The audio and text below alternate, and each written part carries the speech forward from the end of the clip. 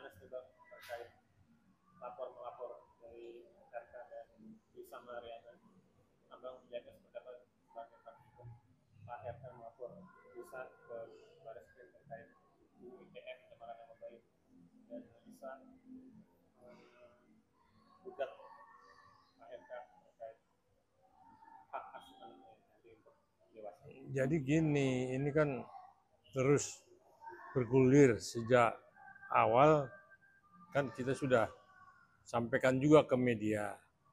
Kalau RK merasa difitnah dan merasa tidak berbuat, ya dilaporkan saja kepada pihak kepolisian bahwa ini fitnah dan pencemaran nama baik.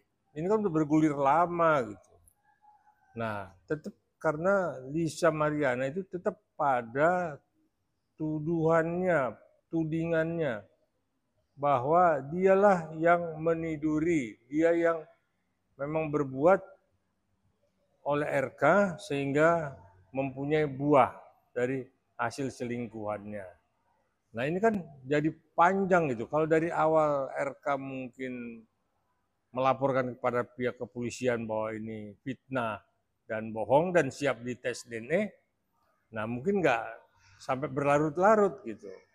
Makanya RK baru sekarang melaporkan LM ke Mabes Polri. Sedangkan LM sudah mendaftarkan gugatan di PN Bandung, ya, yang nanti rencana tanggal 19 akan digelar. Mungkin akan ada mediasi di awalnya ya.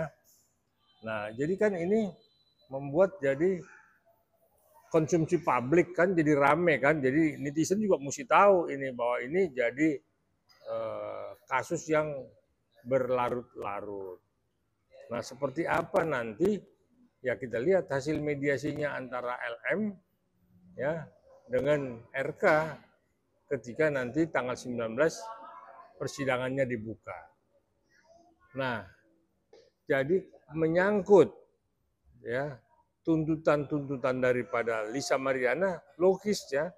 Dia menuntut pengakuan, dia menuntut nafkah, dan dia menuntut hak asuh anak juga. Kan mesti diasuh juga anak kan, tidak diterlantarkan agar tidak melanggar tindak pidana pelanggaran perlindungan anak. Kan anak juga mesti dilindungi kan, tidak boleh diterlantarkan. Nah inilah sekarang persoalannya jadi tuduh-menuduh, kan begitu. Nah RK menggunakan siapa tadi? Repelino sebagai saksi yang tempo hari Repelino mengaku bahwa dialah yang berselingkuh dengan LM, Lisa Mariana. Cuman kan Lisa nggak pernah tahu siapa itu Repelino dan tidak pernah juga dekat. Ke ujuk-ujuk tahu dialah yang melakukan itu katanya. Nah inilah nanti saling membuktikan. Nah makanya LM juga bisa melaporkan Repelino bahwa memberikan keterangan palsu dan dia tidak kenal, tidak pernah berhubungan, tahu-tahu dia yang mengakui bahwa anak kandung hasil benih selingkuhan itu adalah selingkuhan antara Repelino dengan LM. Nah ini nanti di gugatan perdatanya dan nanti di laporan di Mabes Polri-nya ini yang akan bergulir. Ya kita tunggu aja tanggal mainnya. Kan tanggal 19 baru ada sidangnya, mungkin di awalnya nanti sidang dibuka, habis itu mediasi, dan nanti hasil penyelidikan di yang katanya udah naik ke sidik di Mabes Polri ya kita lihat Repelino, Ayu, siapa namanya? Ayu Aulia, yang katanya dulu memperkenalkannya, sekarang tidak mengaku memperkenalkannya. Nah ini benang-benang merah inilah nanti yang memang pihak kepolisian yang membukanya. Jadi kasusnya ini yang duluan gugatan perdatanya LM ya daripada kalau ada pidana di dalam kasus yang sama dengan perdata, makanya perdatanya dulu yang jalan. Ya. Sementara di kepolisian dihentikan dulu sampai menunggu hasil gugatan perdata. Nah itulah yang kalau kasusnya sama, bersamaan, dengan orang yang sama, objek yang sama, dan persoalannya sama. Nah, menurut Abang sudah tepat langkah LM gugat perdata Pak RK sebelum dia dilaporkan di Baris? Iya, LM harus berbuat, artinya dia kan minta kejelasan. Kalau RK nggak bertanggung jawab, ya saya gugat. Kan nanti bisa juga nanti minta pembuktiannya, ya di tes DNA. Memang itu anaknya siapa, kan ketahuan nanti. Nah cuman memang kok LM nggak melaporkan ini ke pihak kepolisian, kok malah menggugat gitu. Nah sedangkan dibalik sekarang jadi RK yang melaporkan LM pencemaran nama baik dan fitnah. Berarti kalau misalnya si LM nggak gugat perdata tapi gugat pidana, menurut Abang gimana? Sama-sama tepat juga atau gimana langkahnya? Minta supaya RK mengakui perbuatannya. Nah kalau dia tetap kukuh tidak mengakui bahwa itu bukan hasil perbuatannya, itu malah dibilang si Rivellino, nah itulah pihak kepolisian meminta untuk memang tes DNA.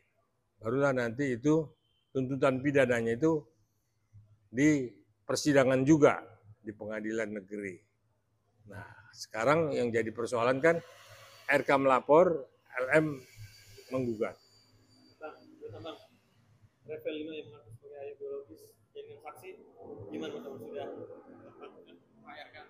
Ya, dia saksi apa? Kan atau muncul di pertengahan jalan. Jangan sampai tersangkut kakinya tersandung akhirnya jadi memberikan kesaksian palsu. Ya kan, sedangkan Elman Mariana ini nggak kenal, tidak kenal kepada Rivellino. Dia hanya tahu RK, tetapi RK bilang Rivellino sudah mengakuinya. Nah ini kan antara telur dengan ayam nih. Bang, saat dikonfirmasi Lisa bilang emang dia mengenal, tapi udah dekat dan dia muncul saat Lisa lagi dia lagi viral dan dia pernah kontak DM Lisa. Iya, artinya kuncinya itu semua ada dari Lisa Mariana. Ya kenalnya seperti apa dan sebagai apa. Apakah dia ikut juga memang, kan nanti di tes DNA juga. Kalau dia mengaku boleh tes DNA kan. RK tes DNA, Rivellino tes DNA. Siapa, benih siapa yang kan gitu. Dan terkait Ayu Aulia yang kemarin diperiksa Bang, dia bilang dia tidak mengenalkan Lisa ke Pak RK, dia kekeh dan dia siap nanti menampung anak Lisa kalau ternyata si Lisa terbukti. Jadi gini, Ayu Aulia ini dia kan perannya cuma saksi yang memperkenalkan.